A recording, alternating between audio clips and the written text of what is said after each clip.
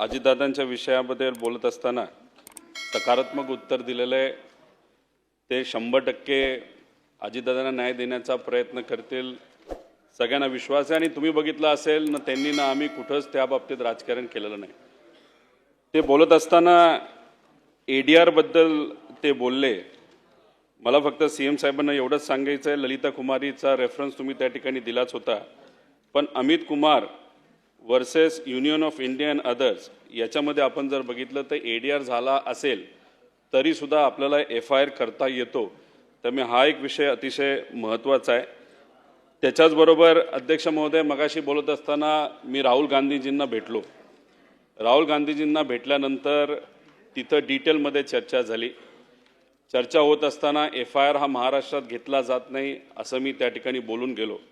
ते बोलत असताना त्यांनी फक्त एवढंच सांगितलं होतं कि जहाँ पे न्याय मिलेगा वहाँ पे जाके आप एफआयआर करो। त्यांनी कुठल्याही राज्याचं नाव घेतलेलं नाही।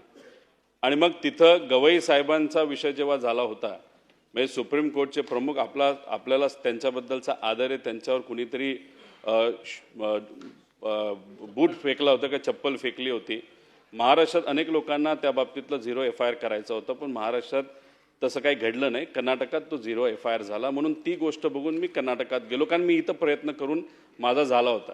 आता ह्यात बोलत असताना फक्त मुख्यमंत्री साहेबांचं त्या बाबतीत कुठे राजकीय वक्तव्य करायचं नव्हतं हे आम्हाला जाणवलं, पण फक्त इथं असणाऱ्या आमदारांकडनं उत्तर देत असताना शेम त्या ठिकाणी झालं।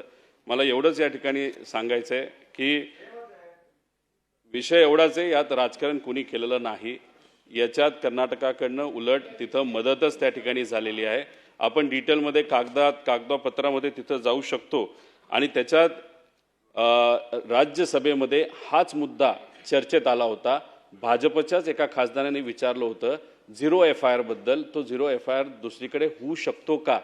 त्याला देशाचे जे होम मिनिस्टर आहेत त्यांनी त्या ठिकाणी 10 डिसेंबर 2025ला उत्तर दिलं होतं, 0 एफआयआर आपल्याला कुठेही त्या ठिकाणी करता येतो।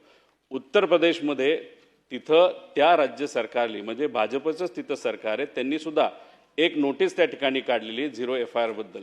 त्यामुळे 0 एफआयआर हा होऊ शकतो। कर्नाटकाली तो केलेला आहे, पण तो आता महाराष्ट्राकडे ट्रान्सफर झालेला आहे।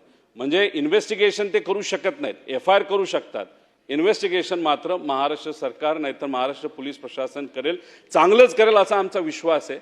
फक्त कुठेही त्या ठिकाणी कन्फ्युजन नसावं एवढीच विनंती या ठिकाणी आमच्या सगळ्यांची। आणि फक्त सीएम साहेब, अजून एक आपण म्हणालात की